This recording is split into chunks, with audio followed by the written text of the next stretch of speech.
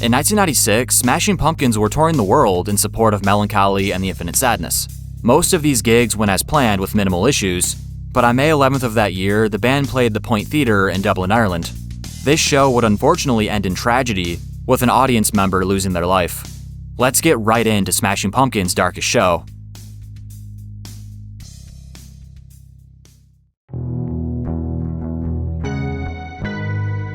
Before the band even started playing, there was already an uneasy feeling in the air. The place was packed with over 7,000 fans in attendance. The Point Theatre wasn't massive by any means, coupled with the fact there were very few barriers. These factors greatly increased the chance of disaster. Not to mention moshing, which created an even more dangerous situation. Smashing Pumpkins were pretty serious about their concerts being a safe zone, but there's not much you can do when your rabid fanbase wants to mosh or wreak havoc in various other ways. That's why safety precautions exist.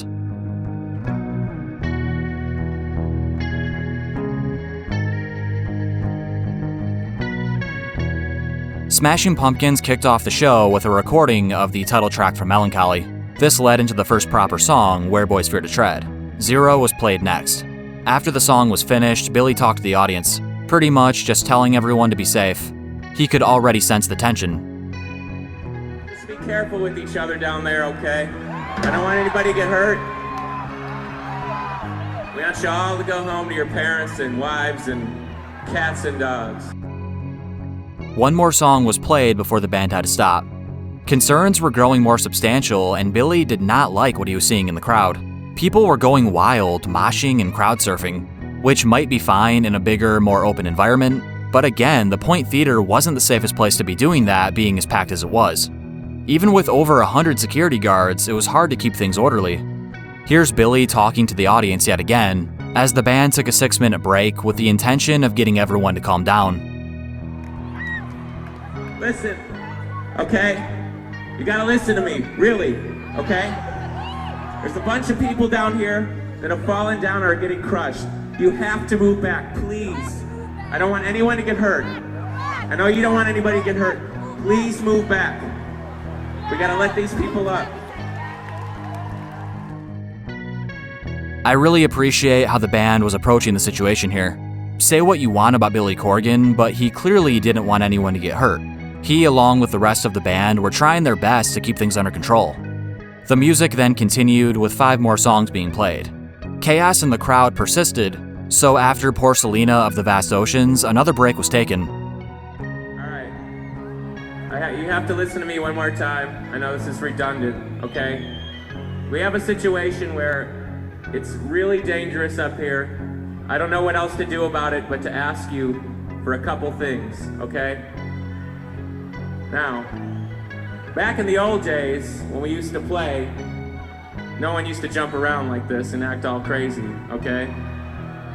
Now, you have to understand something, okay?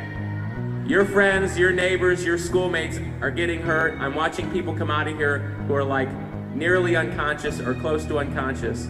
I in good conscience cannot continue this concert and watch people keep coming out getting hurt, okay? So we have 2 choices. One choice is to stop the concert. I don't want to stop the concert. I know you don't want to stop the concert. Okay? The other choice is we will play. I swear to God, we will play so long, you'll want to go home. Billy was once again pleading with the audience to chill out. People were falling down, being trampled, and nearly crushed. Many injuries were being sustained. But once again, the band couldn't directly do that much, and the security guards couldn't protect everybody. It's simply impossible when there's so much chaos going on, along with so many people. The band eventually gave the audience an ultimatum. Either they stop the moshing and havoc, or the concert is over. Despite many warnings, the crowd continued to be excessively rowdy, which resulted in senseless tragedy.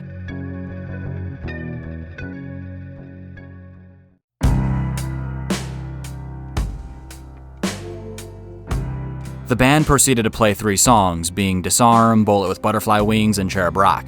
The concert was then cut short after getting word of a fan potentially having lost their life. Okay, you gotta listen to me one more time, okay? I know this is so redundant, okay?